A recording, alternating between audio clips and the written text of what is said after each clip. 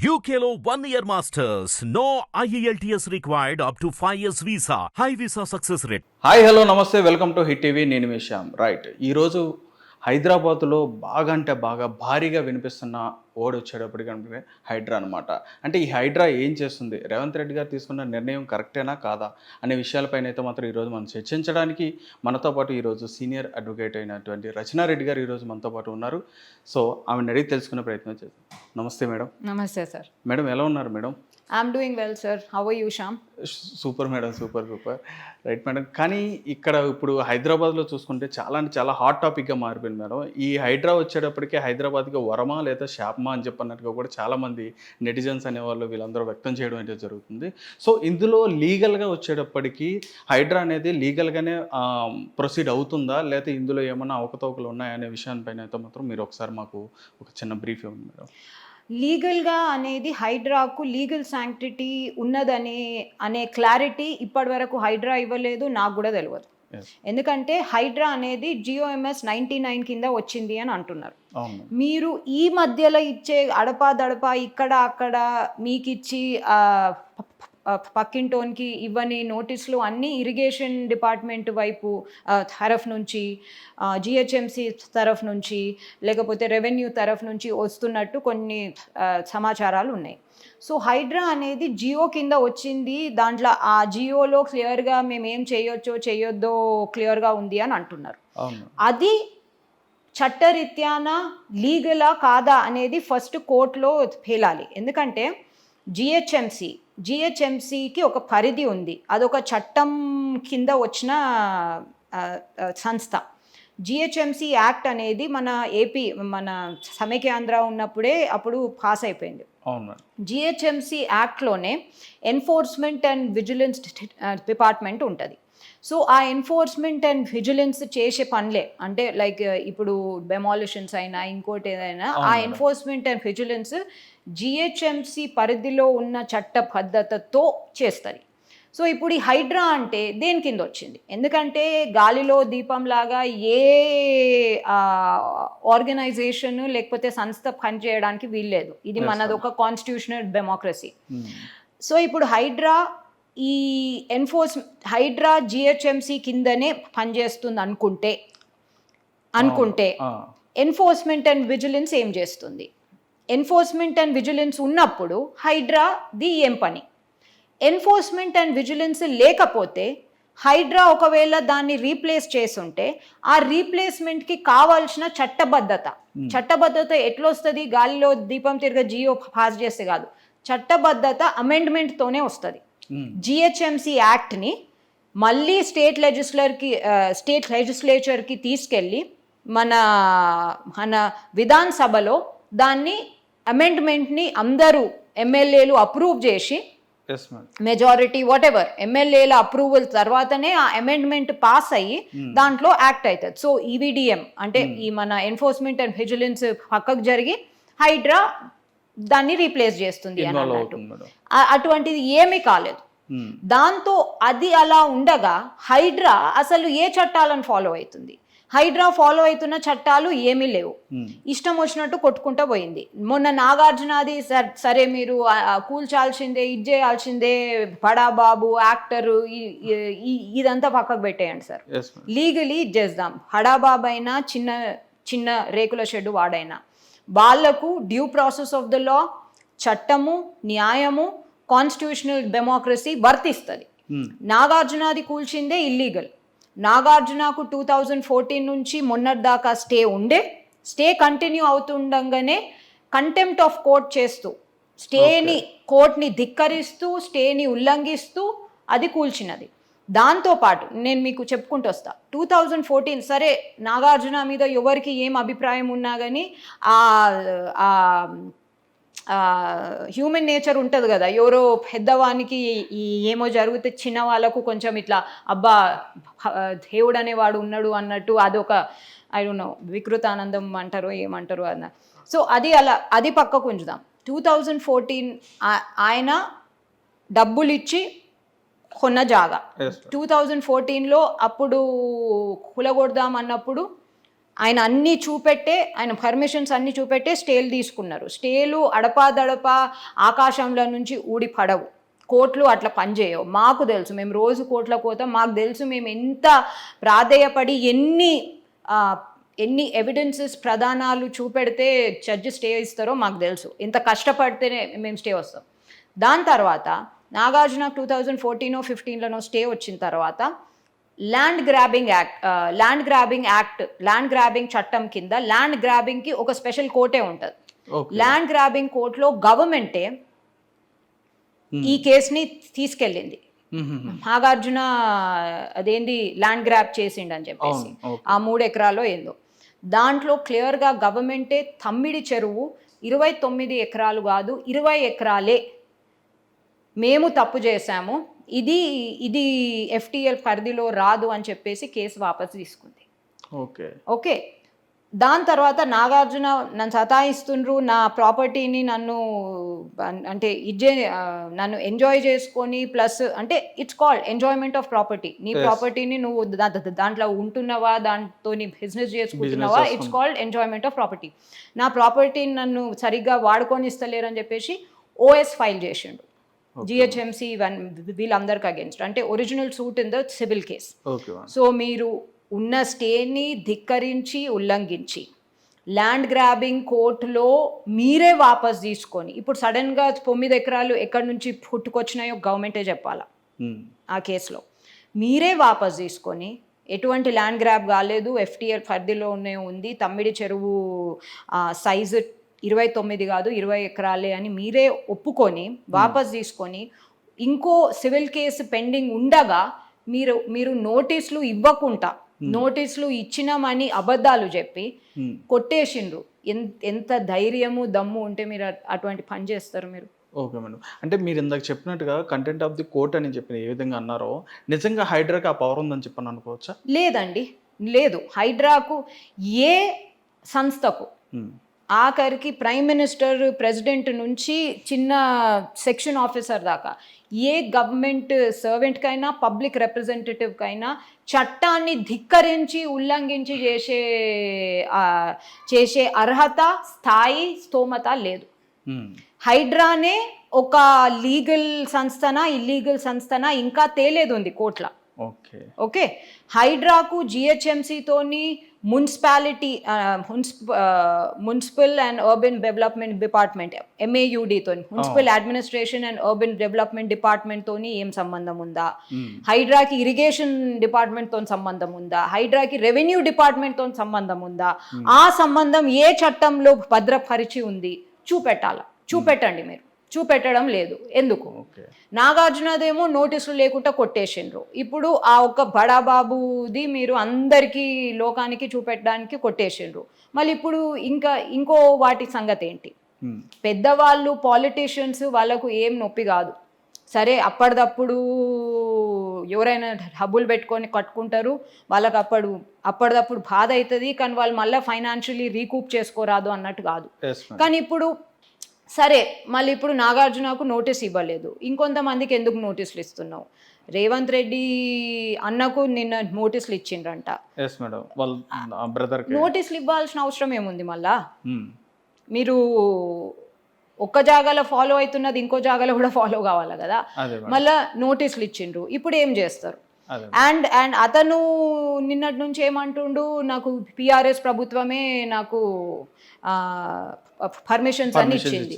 సరే, నీకు BRS ప్రభుత్వం పర్మిషన్స్ ఇచ్చింది, కానీ most importantly and the people I care most about is the 90% of middle class people. ఎందుకంటే 1954 నుంచి ఇప్పటి వరకు హైదరాబాద్ స్కైలైనే మారిపోయింది సార్. 1954 జనాభా ఇప్పటి జనాభాకు అసలు పొంతన్నే లేదు. 1954 నుంచి ఇప్పటి వరకు లిటరలీ 45 నుంచి 50 ఏళ్ళు కాంగ్రెస్ ప్రభుత్వం ఉండే. మీరు ఆపాలంటే 1954 కన్నా ముందు అప్పటి నుంచి ఆపాల. అప్పుడు 40,000 గొలుసు కట్టు చెరువులు ఉన్నాయి, అది ఇప్పుడు కూడా అట్లనే చేస్తామంటే కాదు. It's impractical, it's impossible. మీరు ఈ ప్రజలను ఏం చేస్తారు? ఈ ప్రజల ఆర్తనాదాలని, వాళ్ళ బతుకులను మీరు ఏం చేస్తారు? ఎందుకంటే భూసేకరణకే పల్లీలు పుట్నాలు లాంటి కాంపెన్సేషన్ ఇస్తుంది గవర్నమెంట్. అవును మేడం. ఇన్ని లక్షల మంది కుటుంబాలకు మీరు ఏం చేస్తారు? అదే మేడం. కాంపెన్సేషన్ ఇస్తారా? మీరు మొత్తము కొత్త సిటీనే కన్స్ట్రక్ట్ చేస్తారా? ఎందుకంటే లక్షల మంది కుటుంబాలు నష్టపోతాయి. ఈ సో కాల్డ్ ఈ పెద్దవాళ్ళు చెరువులలో కాలేజీలు యూనివర్సిటీలు ఇవి కట్టుకున్నారు, ఫామ్ హౌస్లు కట్టుకున్నారు, కన్వెన్షన్లు కట్టుకున్నారు. వీళ్ళని వదిలేయండి సార్, వాళ్ళు 2% కన్నా తక్కువ ఉన్నారు. Not even 2%. So if you're talking about 100% encroachments, they are barely 2%. Or a little bit more, 2 to 3%, not even 5%. Yes, madam. మీరు వాళ్ళ సినిమా చూపెట్టుకుంటా ఆల్మోస్ట్ 95% వాళ్ళ కామన్ పీపుల్ని ఏం చేస్తారు మీరు? Yes, madam. Where are you going to displace and replace them? అదే madam. And create rehabilitation. That's difficult. And ఇంకోటి ఏంటంటే, మొన్న అంటే నేను స్టార్ట్ చేసినప్పటి నుంచి సెక్షన్ 405 కింద మాకు నోటీసులు ఇవ్వాల్సిన అవసరం లేదు అని అంటుంది. ఎవరు చెప్పిండ్రండి? సెక్షన్ 405 జిహెచ్ఎంసీ యాక్ట్కి మీకు ఏం సంబంధము? సెక్షన్ 405లో encroachments on lakes and FTLs can be removed అని ఉంది. ప్రొసీజర్ ఎక్కడుంది? 461 and 462. మేము కంప్లీట్ ఇండిపెండెంట్ ఆర్గనైజేషన్ అయినప్పుడు మీకు జిహెచ్ఎంసీ యాక్ట్తో మీకు ఏం పని? అసలు మీరు ఎవరు? మీ లీగల్ శాంక్టిటీ ఏంది? మీ చట్టబద్ధత ఏంటి? అది మీరు చెప్పండి కదా.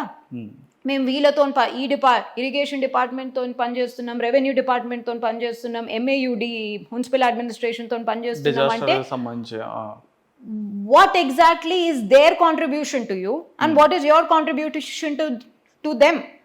మీకున్న చట్టబద్ధత ఏంటి? మీరు ఏ చట్టంలో ఉన్న ప్రొసీజర్స్ ఫాలో కావాలా? అదే ప్రతి కేసులో కోర్టు అడుగుతుంది, అసలు మీరు ఎవరు, మీ చట్టబద్ధత ఏంటి అని ప్రతి కేసులో ఇప్పుడు హైకోర్టు అడిగింది. అండ్ మొన్ననే హైకోర్టు ఒక కేసులో జనరల్ గైడ్ లైన్స్ కూడా ఇచ్చింది. మీరు ఇష్టం వచ్చినట్టు ఇండ్లు కొట్టేసేయడానికి వీల్లేదు.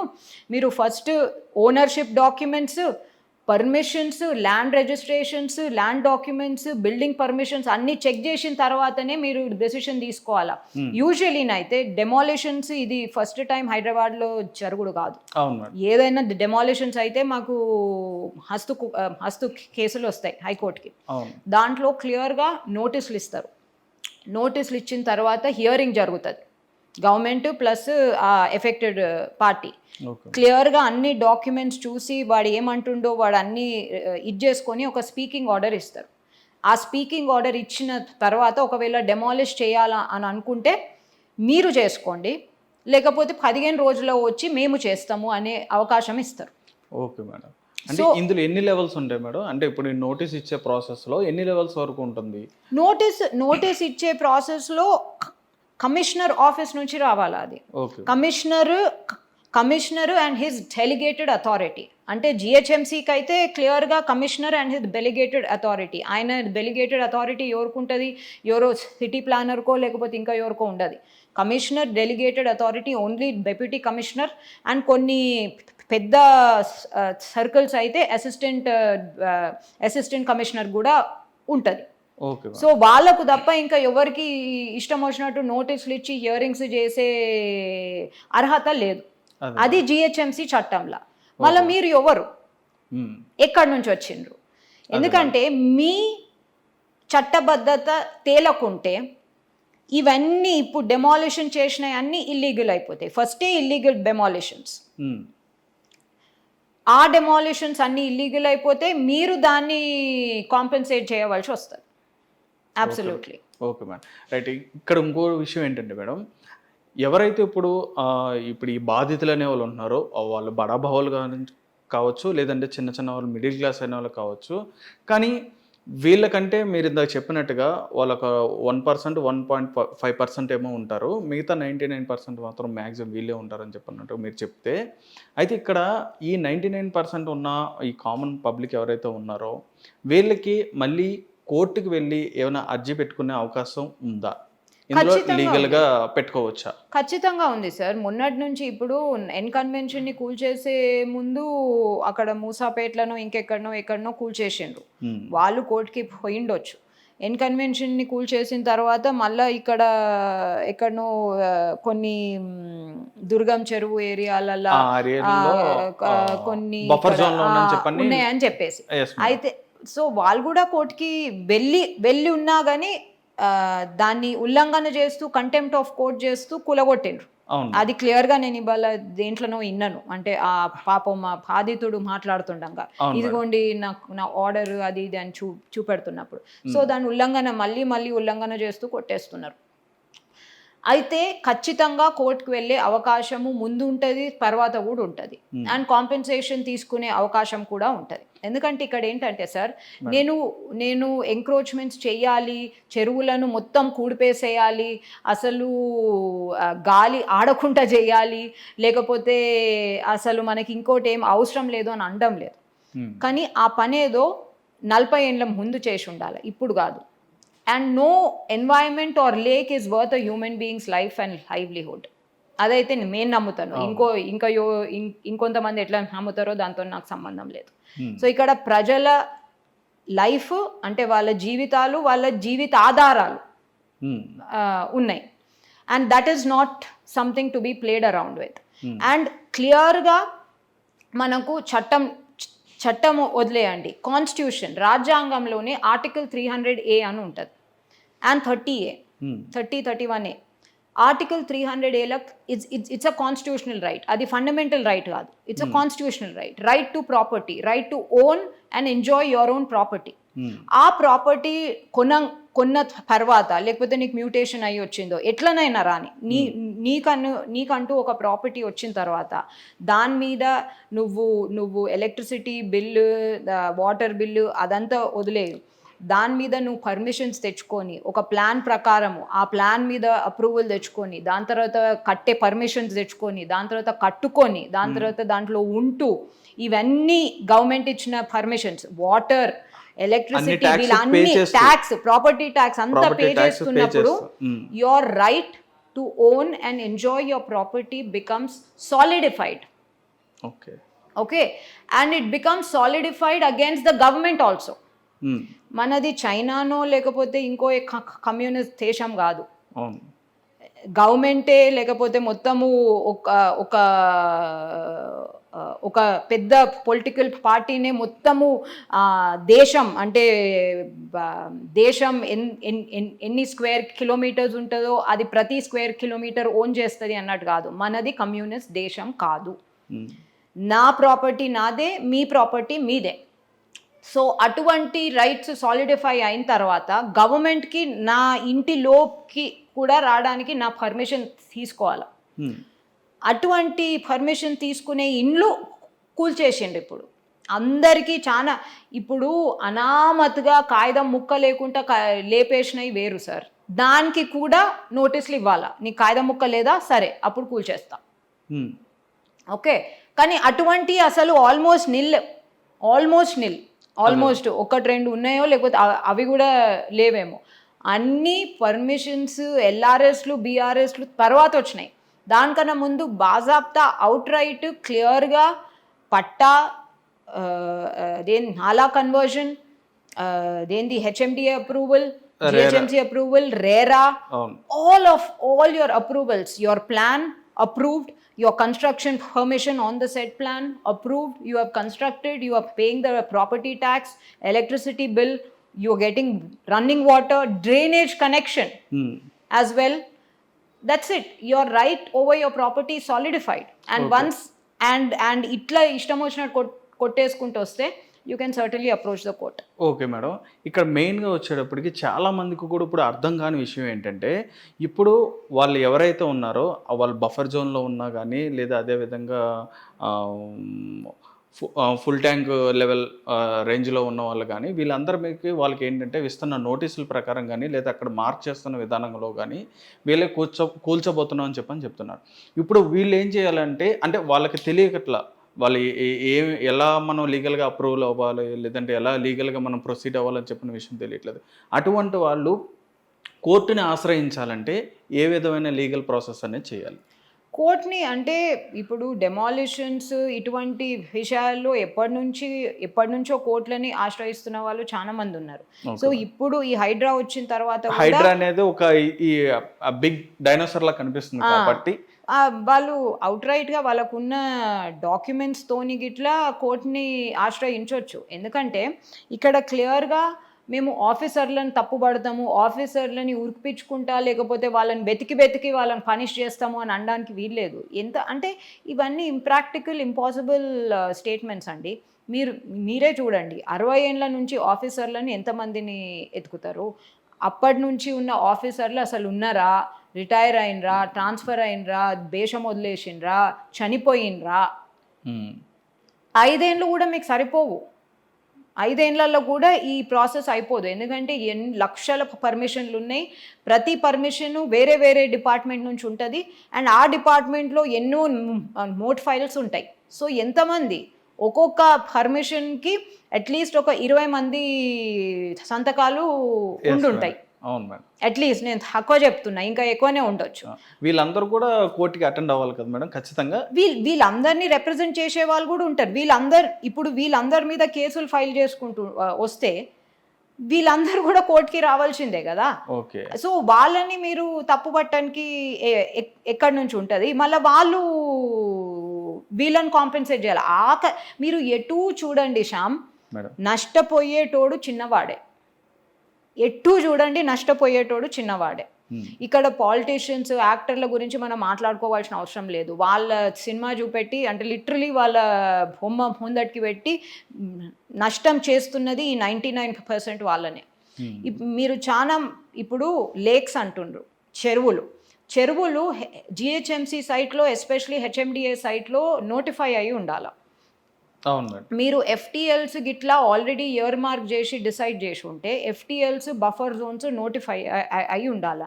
చాలా మటుకు చెరువులు నోటిఫికేషన్ కంప్లీట్ కాలేదు. ఎందుకంటే ఎఫ్టీఎల్ బఫర్ జోన్స్ ఇంకా డిసైడ్ కాలేవు. ఈ గొలుసు కట్టులు 14,000 చెరువులు ఇదంతా ఉత్తిమాత సార్. అంటే నేను 1960s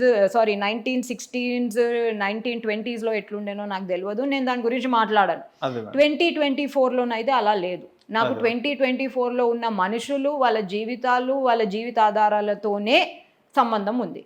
సో మీరు ఇప్పుడు చెరువులు నోటిఫై చేయకుండా, చెరువుల ఎఫ్టీఎల్ బఫర్లు నోటిఫై చేయకుండా మీరే పర్మిషన్లు ఇచ్చి 20, 30, 40 కొన్ని చోట్లోనైతే తాతలు కట్టుకొని, అంటే అప్పుడప్పుడే మన కాలనీలు అట్లా స్టార్ట్ అయినప్పుడు LIGH HIGH కాలనీలతో స్టార్ట్ అయ్యి అటువంటి ఏరియాలలో తాతలు కట్టుకొని కొడుకులకి ఇచ్చి మ్యూటేషన్స్ జరిగి 3 generations మ్యూటేషన్స్ అయిపోయిన ఇండ్లు కూడా ఉన్నాయి. సడన్గా వాళ్ళకి FTL అని ఇప్పుడు వాళ్ళకు ఇన్ఫర్మేషన్ వస్తుంది. అవును మేడం. మళ్ళీ అటువంటి వాళ్ళు ఏం చేయాలో ఉరిబోసుకోవాలి. అంటే లైక్ లిటరలీ ఏం చేయాలి అంటే what is the next step?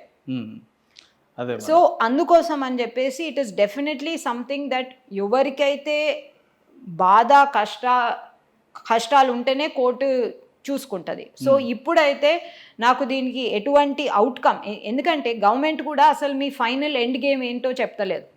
మీకు అసలు మీకేం కావాలా? ఎందుకంటే హైదరాబాద్ స్కై లైన్ని మార్చాలా? మీరు 50%, 60% కల్లానే లక్షల మంది రోడ్ల మీదకి వస్తారు. ఓకే, మీరు ఇంకో ఆల్టర్నేటివ్ ఆలోచించండి. మీరు ఇప్పుడు ఒక టైం లైన్, ఒక డెడ్ లైన్, సరే ఈ లాస్ట్ 5-10 yearsలో పెద్ద ఎక్కడెక్కడ స్టార్ట్ కానీ లేకపోతే స్టార్ట్ అవుతున్నాయి సంథింగ్ లైక్ దట్, వాళ్ళకు ప్రాపర్గా డ్యూ ప్రాసెస్ నోటీసులు ప్రాపర్గా ఫాలో అయ్యి హైడ్రాకు ఒక చట్టబద్ధత కల్పించి ఇవన్నీ ఇప్పుడు హైడ్రా చట్టబద్ధత రెట్రోస్పెక్టివ్గా డిసైడ్ అయితే దానికన్నా ముందు జరిగిన అంత ఇల్లీగలే అవుతాయి. ఒక చట్టబద్ధత లేని ఏదో సంస్థ వచ్చి కొట్టేసినట్టే కదా. Okay, right madam. ఇక్కడ ఇంకో విషయం ఏంటంటే మేడం, వీళ్ళు చెప్తున్నది ఏంటంటే ఈ హైడ్రా టీం అయితే ఏదైతే చెప్తుందో ఇప్పుడు ఎక్కడైతే ఈ హైదరాబాద్ భాగ్యనగరం ఉందో చిన్న వర్షం పడినా కానీ ఈ రోడ్స్ అన్నీ మునిగిపోతున్నాయి. ఇవన్నీ కూడా డౌన్ఫాల్ అవ్వట్లేదు. వాటర్ అనేది చెరువుల్లోకి వెళ్ళడానికి సోర్స్ లేదు అక్కడ. ఎక్కడ చూసినా కానీ ఈ అక్రమ కట్టడాలు ఉండడం వల్లే హైదరాబాద్ అనేది ఒకప్పుడు లేక్ సిటీ అని కాస్త ఇప్పుడు ఏంటంటే ఫ్లడ్ సిటీగా మారిపోతుంది అని చెప్పనే విధంగా కూడా వాళ్ళు చెప్పడం జరుగుతుంది. లేక్ సిటీ ఎప్పుడు లేకుండే హైదరాబాద్. మేబీ 1920s 30s లో ఉండేనేమో కానీ 1950s లో కూడా లేక్ సిటీ లేకుండే హైదరాబాద్. సో అదైతే నేను ఇప్పటి వరకు ఇన్లేను. I was born and raised in Hyderabad. Telangana నుంచే నాకు ఇప్పటి వరకు లేక్ సిటీ అని హైదరాబాద్ని ఎప్పుడు ఇన్లేదు. ఇంకోటి ఫ్లడ్డింగ్. ఏం ఫ్లడ్డింగ్? హైదరాబాద్లో అయ్యే flooding is nothing compare to what flooding happens in Bengaluru, Delhi, Mumbai, Kolkata ఇవన్నిట్లల్లా. కేరళ మొన్న వాయనాడ్లో అదేంది ల్యాండ్ స్లైడ్ అయినప్పుడు ఎట్లా అయిపోయింది. సో ఎంక్రోచ్మెంట్స్ తప్పు కాదంటలేను, కానీ ఆ ఎంక్రోచ్మెంట్స్ని కంట్రోల్ చేయవలసింది ఎప్పుడో, ఇప్పుడు కాదు. 10 ఏళ్ల కిందనో 20 ఏళ్ల కిందనో కూడా కాదు, 50-55 ఏళ్ల కింద. సో ఇప్పుడు మొన్న కూడా బెంగళూరులో పెద్ద ఫ్లడ్ వచ్చింది, కానీ వాళ్ళు ఇష్టం వచ్చినట్టు బిల్డింగ్లను కొట్టేసుకుంటే పోతలేరు కదా. మీరు ఆల్టర్నేట్ ప్లాన్ చేయండి. డిజైన్ అ డ్రైనేజ్ సిస్టమ్ వేర్ ఎవ్రీథింగ్. ఇప్పుడు ఎగ్జాంపుల్ చెప్తా. సియాటిల్ అనే అమెరికాలో ఒక సిటీ ఉంటుంది. సియాటిల్లో ఎప్పుడు వర్షం పడుతుంటుంది. మీకు ఎండాకాలం, వానకాలం, చలికాలము, ఈ కాలం ఆ కాలం అన్నట్టు ఉండదు. ఏ కాలంలోనైనా వర్షం పడుతూనే ఉంటుంది. చిన్నగా పెద్దగా ఎట్లనో వర్షం పడుతూనే ఉంటుంది. వాళ్ళు ఎట్లా ప్రొవైడ్ చేసుకున్నారు? జపాన్లో ఎట్లా ప్రొవైడ్ చేసుకున్నారు? మీరు అటువంటి ఆల్టర్నేటివ్స్ ఎందుకు ఆలోచిస్తలేరు? ఇప్పుడు కొత్తగా వస్తున్నాయి. ఒక డెడ్ లైన్ అంటే ఒక టైం పీరియడ్ నుంచి ఎటువంటి పర్మిషన్స్ ఇచ్చేది లేదు. కొత్త వస్తున్నాయని మీరు ఇంకో జాగాకు మార్చండి. కానీ ఇట్లా ప్రజల ఉసురైతే పోసుకోవద్దు కదా. ఎందుకంటే మీరు చూస్తే there are definite alternatives to this. City planning అనేది స్టార్టింగ్ నుంచి ఉంటుంది. ఈ ప్లాన్ అయిపోయిన తర్వాత, అడ్డదిడ్డంగా అయిపోయిన తర్వాత దాన్ని కొట్టేసుకుంటా పోతే అంటే హ్యూమన్ లైఫ్ ఎఫెక్ట్ అవుతుంది. సో అలా అన్నప్పుడు ఇప్పుడు ప్రకృతి వైపరీత్యం కూడా ఎంతనో ఉంది. లాస్ట్ 2-3 years నుంచి, and it's going to be for another 2 years or 3 years, El Nino syndrome అని ఉంది. ఎల్ నీనియో బాగా అంటే వేడిగా అవుతుంది, బాగా వర్షం పడుతుంది, చలికాలం అత్యంత చలిగా ఉంటుంది. So that El Nino effect is there. ఎందుకు మొన్న ఆస్ట్రేలియాలో కొన్ని సిటీసే, అంటే కొన్ని బీచ్ సిటీసే మొత్తము ఆల్మోస్ట్ పూడ్చుకుపోయినాయి. సరే, మన హైదరాబాద్లో ఎంక్రోచ్మెంట్స్ అనుకుందాం. ఆస్ట్రేలియా, మొన్న అమెరికాలో వచ్చిన ఫ్లడ్స్ కూడా, టోర్నేడోస్ కూడా అమెరికా, ఆస్ట్రేలియానన్నా ఎంక్రోచ్మెంట్స్ కాదనే అనుకుంటాం కదా. మళ్ళీ అక్కడ కూడా కొట్టుకపోయినాయి మొత్తము. అంటే లైక్ కార్లు నీళ్ళల్లో పేలుతున్నాయి. సో ప్రకృతి వైపరీత్యంని కంట్రోల్ చేయలేం మనం. ఆ ప్రకృతి వైపరీత్యం అయినప్పుడు ఇట్లా మనుషుల జీవితాలు, బతుకులు నాశనం చేసే కన్నా ఇంకో ఆల్టర్నేటివ్స్, ఇంకో సైంటిఫిక్, టెక్నికల్, ఫిజికల్ ఆల్టర్నేటివ్స్ ఉంటాయి. అవి మీరు దాని గురించి ఆలోచించండి. ఎందుకంటే డ్రైనేజ్ మనది చాలా ఎప్పటిదో డ్రైనేజ్, నిజాం కాలంలో ఉన్న డ్రైనేజ్ సిస్టమ్ కాబట్టి దీన్ని కొంచెం చేంజ్ చేయలేరు. చాలా పెద్ద టాస్క్ అవుతుంది, పెద్ద బడ్జెట్ కూడా అవుతుందని చెప్పని కూడా చెప్పడం జరుగుతుంది కదా మేడం. ఎక్కడికక్కడ ఏంటంటే ఉన్న చిన్న వాళ్ళకి అయినంత వరకు మాత్రం వర్క్ చేస్తున్నారు, కానీ పూర్తి స్థాయిలో ఆ డ్రైనేజ్ సిస్టమ్ అనేది చేంజ్ చేయడం అనేది అవ్వదు అని చెప్పి అనేది విషయం కూడా తెలిసింది కదా. మరి ఇంకా ఆల్టర్నేటివ్గా ఇంకేం చేయాలని చెప్పి చెయ్యాలా? బడ్జెట్ సరిపోదంటే అది కాదు. మళ్ళీ మీరు మనుషులను రోడ్ల మీదకి వేస్తే మనుషులు ఏం చేయాలా? అంటే వాళ్ళు ఉండాలనా, సావాలనా? అండ్ ఒకవేళ మీరు వాళ్ళకు అదేంది అంటున్నట్టు దీనికి హైడ్రాకు 200 కోట్లు ఎంతో బడ్జెట్ శాంక్షన్ చేసిండ్రు అంటున్నారు. ఎక్కడికి సరిపోతుంది? ఎవరికి సరిపోతుంది అది? అంటే అసలు అది దేనికోసం అసలు ఆ బడ్జెట్ శాంక్షన్ చేసిండ్రు? అసలు మనుషులను ఆదుకునడం అనేది ఎక్కడుంది దాంట్లో? సో గవర్నమెంట్ అన్నప్పుడు ఎన్ని డబ్బులు ఖర్చు అయినా, కావాలంటే అప్పు తీసుకొనైనా మీరు సరి చేయాల్సిందే. And upper drainage system, Nizam's drainage system ఆ కాలానికి ఎంతో ఆధునికంగా ఉండే. ఇప్పుడు అది మన జనాభాకు సరిపోతలేదు. మీరు దాన్ని దాన్నే ఎట్లా చేంజ్ చేస్తారో, ఎట్లా రీమోడిఫై రీడిజైన్ చేస్తారో మనుషులకు, అగైన్ మనుషులకు ఇబ్బంది కాకుండా, మనుషులకు హాని, జీవితాలు బతుకులు రెండు సేమే. ఇప్పుడు నేను జస్ట్ బతికుండి నేను అదేంది ఖాళీ పీల్చుకుంటుంటే కాదు, నాకు బతుకు, నాకు జీవితము, ఒక ఫ్యామిలీ అంటే ఒక లైవ్లీహుడ్ అనేది, లైఫ్ అండ్ లైవ్లీహుడ్కి భంగం కాకుండా మీరు ఏం చేస్తారో అవన్నీ చేయాలి. కానీ ఇట్లా కొట్టేసుకుంటూ పోతే ఏమీ సాల్వ్ కాదు. ఓకే మేడం, ఇక్కడ మెయిన్గా మేడం చాలా కొన్ని లక్షల ఇల్లు వరకు కూడా ఇక్కడ ఉన్నాయి మేడం. అంటే కొన్ని లక్షల ఇళ్ళల్లో కూడా ఈ మన ఏదైతే చెప్తున్నారో బఫర్ జోన్లో కానీ, లేదంటే ఈ ఎఫ్టిఎల్ లెవెల్లో ఉన్న జోన్లో కానీ ఉన్న ఈ ఏవైతే ఉన్నాయో వీళ్ళందరికీ కూడా ఒక ఆల్టర్నేట్ అనేది కూడా చెప్పడం అనేది కూడా జరగట్లేదు. వాళ్ళకి ఒక ఆల్టర్నేట్ కూడా చూపించడం జరగట్లేదు. ఎందుకంటే ఒక ఎస్ఎన్ ల్యాండ్సే కానీ, లేదంటే ఒక బీఫామ్ ల్యాండ్సే కానీ ఇట్లాంటివి ఇవి ఉన్నప్పుడు వాళ్ళకి ఏంటంటే వాళ్ళకి ఒక ప్రత్యామ్నాయం అనేది చూపించడమో, లేదా ఒక ఉపాధి చూపించిన తర్వాత వాళ్ళకంటే ఒక నోటీస్ ఇచ్చిన తర్వాతనే వాళ్ళకి అవి డిస్ట్రాయ్ చేయడం జరుగుతుంది. అక్కడ కూడా ఏమైనా ప్రాపర్టీస్ ఏమైనా ఆక్యుపై చేయడం జరుగుతుంది. కానీ ఇప్పుడు ఏంటంటే డైరెక్ట్గా అటాక్ జరుగుతుంది కదా మేడం. మరి వీళ్ళకైనా ప్రత్యామ్నాయం చూపించే అవకాశం కూడా ఏమైనా ఉండొచ్చు అని చెప్పని అనుకోవచ్చా హైడ్రాలో? ఖచ్చితంగా ఉండాలి. First of all HYDRAA legal sanctity ఏందో అది మనం చాలా మాట్లాడుకున్నాం దాని గురించి. అది పక్కకు పెడితే ఇది భూసేకరణ కూడా కాదు. నేను అదే అంటున్నా కదా, భూసేకరణ చేసి ఈ సో కాల్డ్ ప్రజా ప్రయోజనాల అందులో క్లియర్గా రాస్తారు నోటిఫికేషన్లో, ప్రజా ప్రయోజనాల రీత్యా నోటిఫికేషన్లు ఉంటాయి. దాంట్లో భూసేకరణకే పల్లి పుట్నాల లాగా డబ్బులు ఇస్తారు. అది ఏదో తీసుకొని మనుషులు వెళ్ళిపోతారు, వాట్ ఎవర్. కానీ భూసేకరణలనన్నా ఒక ప్రాసెస్ ఉంటుంది. ఫస్ట్ కాంపెన్సేషన్, అదేంది ఫస్ట్ నోటిఫికేషన్ ఇచ్చి డ్యూ ప్రాసెస్తో అదేంది ల్యాండ్ని అంటే భూమిని అక్వైర్ చేసి కాంపెన్సేషన్ ఇచ్చి వాళ్ళకు రీహాబిలిటేషన్, రీసెటిల్మెంట్ అనేది పునరావాసం కల్పించే అవకాశం ఉంటుంది. ఇది అసలు ఏ చట్టం, ఈ సంస్థ ఏ చట్టం కింద వచ్చి కొట్టేస్తుంది? ఇది భూసేకరణ కింద వస్తుందా? భూసేకరణ చేస్తే మళ్ళీ నువ్వు ఫస్ట్ నాకు దాని కాంపెన్సేషన్ డ్యామేజెస్ ఇచ్చిన తర్వాతనే నువ్వు పునరావాసం చూపెట్టిన తర్వాత, అంటే లిటరలీ ఇంకో ఇంట్లోకి సాగనంపే అవకాశం కల్పించిన తర్వాతనే మీరు కూలగొట్టాలి కదా. మళ్ళీ మీరు ప్రత్యామ్నాయం ఇప్పుడు చూపెడతారా లేదా? మళ్ళీ ఇంతమంది బతుకులు ఏం కావాలి? దానికి ఎటువంటి జవాబు లేదు. ఏమన్నా అంటే చాలా మంది పెద్దోళ్ళు ఫోన్ చేస్తున్నారు, నేను ఫోన్ లేపుతలేను, మా ఫ్యామిలీది అయితే కూడా ఏమన్నా చేసుకోండి, వాళ్ళకు నాకేమి వర్తిస్తుందో అందరికి అదే వర్తిస్తుంది. పెద్ద పెద్ద స్టేట్మెంట్లు ఎక్స్పెక్ట్ చేయరు. ఎప్పుడైనా నాయకుడు, చీఫ్ మినిస్టర్ అయినా, ప్రైమ్ మినిస్టర్ అయినా, ఏ మినిస్టర్ అయినా, నాయకులు ఇట్లా పెద్ద పెద్ద ఎమోషనల్ స్టేట్మెంట్స్ ఇవ్వాల్సిన అవసరం లేదు.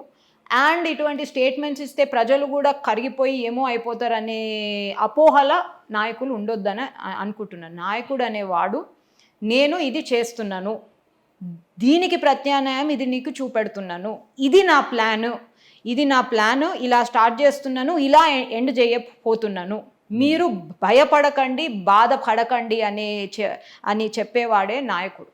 Yes madam, right. ఇక్కడ హైదరాబాద్ సిటీ ఎలా అయితే డెవలపర్ సిటీగా కంటిన్యూస్గా ఇది నిరంతరం డెవలప్ అవుతున్న సిటీ కాబట్టి ఇప్పుడు ఇక్కడ నుంచి మిడిల్ ఆఫ్ ది సిటీ చూసుకుంటే ఇక్కడ నుంచి కూడా డెవలప్ అవ్వుకుంటూ ఇప్పుడు inner ring road, outer ring road, next regional ring రోడ్డుగా కూడా ఇప్పుడు విస్తీర్ణం అయితే చెందడం జరుగుతుంది. అంటే ఇప్పుడు ఇక్కడ ఎంత డెవలప్డ్ అవుతున్నప్పుడు టైంలో మీరు చెప్పినట్టుగా మెకానికల్గా కానీ, లేదంటే ఈ మెకానిజం అనేది కూడా చాలా పర్ఫెక్ట్గా ఉండాలి. ఇప్పుడు రీజనల్ రింగ్ రోడ్డే ఇప్పుడు ఏ విధంగా అయితే శాంక్షన్ చేసి దాన్ని అప్రూవల్ చేశారో, ఇప్పుడు ఆ సరౌండింగ్స్లో ఏంటంటే ఇప్పుడు ఏఐ సంబంధించిన ఇన్స్టిట్యూట్స్ కానీ ఇట్లా రకరకాలవన్నీ కూడా అక్కడ యూనివర్సిటీస్ కానీ అవన్నీ కూడా వెళ్ళడం జరుగుతున్నాయి. ఓఆర్ఆర్లో చూసుకుంటే అక్కడ శంషాబాద్ కానీ ఇవన్నీ కూడా డెవలప్డ్ అయిపోయి ఉన్న ఏరియాస్ మేడం. అంటే ఇప్పుడు ఇక్కడ ఉన్న వాళ్ళని అక్కడ షిఫ్ట్ చేయడానికి కూడా ఏమైనా ఈ ప్రోత్సాహం జరుగుతుందని చెప్పని అనుకోవచ్చా ఈ గవర్నమెంట్ నుంచి? చెప్పాలి కదా గవర్నమెంట్. నేను కూడా ఒక సాధారణ అడ్వకేట్నే. నేను కూడా గవర్నమెంట్ చెప్పాలి కదా, నేను what is your end game అంటే అదే. మీ లాస్ట్ మీరు కావాల్చుకుంటుంది ఏంది అది క్లియర్గా చెప్పండి. అక్కడికి షిఫ్ట్ చేస్తారంటే ఔటర్ రింగ్ రోడ్లు, ఇంటర్ రింగ్ రోడ్ల చుట్టుపక్కల అంతా ఫ్రీగా ఇస్తారులే. ఏ గవర్నమెంట్ ఇస్తారు? రియల్ ఎస్టేట్ కి సంబంధించి కూడా భూమింగ్ వస్తుంది అని చెప్పని కూడా అంటున్నారు కదా మేడం.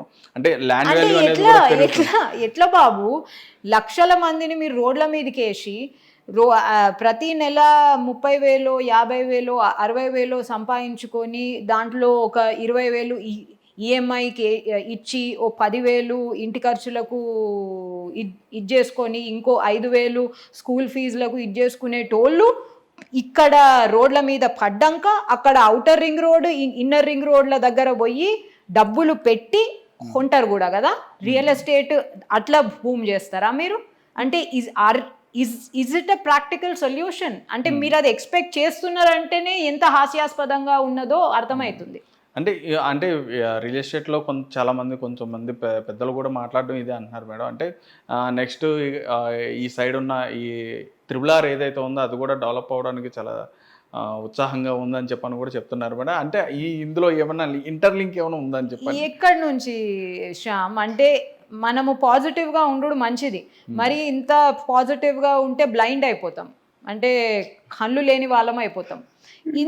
నేను ఇప్పుడు లక్షలలో సంపాదన, నేను కోటీశ్వరుల గురించి మాట్లాడతలేను. ఈ ఫామ్ హౌస్లు, పెద్ద పెద్ద యూనివర్సిటీలు, పీజీలు, మెడికల్ కాలేజెస్లు, వీళ్ళ గురించి మాట్లాడతలేను. ఎందుకంటే వీళ్ళకు భూములకు డబ్బులకే సంబంధము, మన కోటి వాళ్ళతో సంబంధం లేదని నాకు తెలుసు. సో వాళ్ళ ఏమి కూలగొట్టినా, ఎన్ని రేడ్లు చేసినా వాళ్ళు పుష్కలంగా మంచుకుంటారు. ఓకే, ఈ 99% మనం ఎవరి గురించి మాట్లాడుతున్నామో, నేను ఇప్పుడే చెప్పిన చూడు, 60,000 సంపాదిస్తూ 20,000 ఈఎంఐ కడుతూ 10,000 ఇంటికి, 5,000 స్కూల్కి ఇచ్చేసేటోళ్ళు వీళ్ళు మళ్ళీ ఎన్నేళ్లకు ఒక సేవింగ్స్ చేసుకోవాలా. ఆ సేవింగ్స్, ఎందుకంటే బ్యాంకులు సెక్యూరిటీ లేకుండా 5 లక్షలు కూడా వడ్డీ లోన్స్ ఇవ్వరు. సేవింగ్స్ నువ్వు కొద్దో గొప్ప చూపెట్టినప్పుడే కదా బ్యాంకు ఈఎంఐ ఇచ్చేటోడు. ఏమి సేవింగ్స్ లేకుంటే ఒరే నాకు నీ మీద నమ్మకం లేదురా భయ్ అని చెప్పేసి వెళ్ళిపోమంటారు. వీడిక్కడ సేవింగ్స్ ఎప్పుడు చేయాలా, ఈఎంఐ వీనికి సాటిస్ఫాక్షన్, బ్యాంక్ ఓన్కి సాటిస్ఫాక్షన్ అయినప్పుడు ఈఎంఐ ఎప్పుడు వాడు చేయాలా, వాడు ఎప్పుడు పోయి అక్కడ కొనాలా? Is it practical? It's not. So what is your end game? Why are you harassing and destroying the city and the people who have voted you to power? That's an important. ఇది రాజకీయాలకు, పాలిటిక్స్కి అతీతంగా ఉండాలి sir. మనుషులు, వాళ్ళ బతుకులు, వాళ్ళ జీవనాధారాలు అనేది రాజకీయాలు, పాలిటిక్స్కి అతీతంగా ఉండాలి. మీ పాలిటిక్స్ మీరు ఎంతనన్నా చేసుకోండి, ఎందుకంటే సామాన్య మానవుడు పాలిటిక్స్ అంటే దూరం నుంచి చూస్తారు. సరే మనం ఇటు మాట్లాడతాము, అటు మాట్లాడతాము, అమ్మన భూతులు తిడతాము, అది వేరే. కానీ ఇక్కడ డైరెక్ట్లీ చిన్నవాడు ఎఫెక్ట్ అవుతున్నాడు. That is the most important thing that people have to see. ఇక్కడ ఎవరు యూనివర్సిటీనో కన్వెన్షన్ సెంటర్ లేని మస్తు పట్టుకుంటారు. యూనివర్సిటీలు కూలగొట్టినా వాళ్ళు ఇంకో జాగాలో మస్తు పట్టుకుంటారు. ఫామ్ హౌస్లా అవసరమే లేదు కదా సార్, ఒక ఇల్లు సరిపోతుంది. ఫామ్ హౌస్లు ఇంకెప్పుడన్నా అవసరం అనిపిస్తే కట్టుకుంటాం మళ్ళీ మేము. కానీ ఒకటే ఇల్లు ఉండి దాన్ని పోగొట్టుకున్నోడు ఎక్కడికి పోవాలా? అది కూడా అన్నీ గవర్నమెంట్నే నమ్మలేకపోతే, అంటే ఒక constitutional democracy, we are the largest democracy in this world. ఇటువంటి రాజ్యాంగం ఉన్న డెమోక్రసీలనే మనం గవర్నమెంట్నే నమ్మలేకపోతే ఇంకా ఎవరిని నమ్మలేము. పక్కింటోని ఎట్లయినా నమ్మలేము, గవర్నమెంట్ని నమ్మలేకపోతే ఇక మనకు ఏ అధికారాలు, ఆధారాలు లేని కిందకే. హిట్ టీవీ యాప్ ని డౌన్లోడ్ చేసుకోండి. ఇందులో short news, live news, entertainment, movies అన్ని అవైలబుల్ గా ఉన్నాయి. Please download hit TV app. Hit TV app ని ఫ్రీగా డౌన్లోడ్ చేసుకోండి.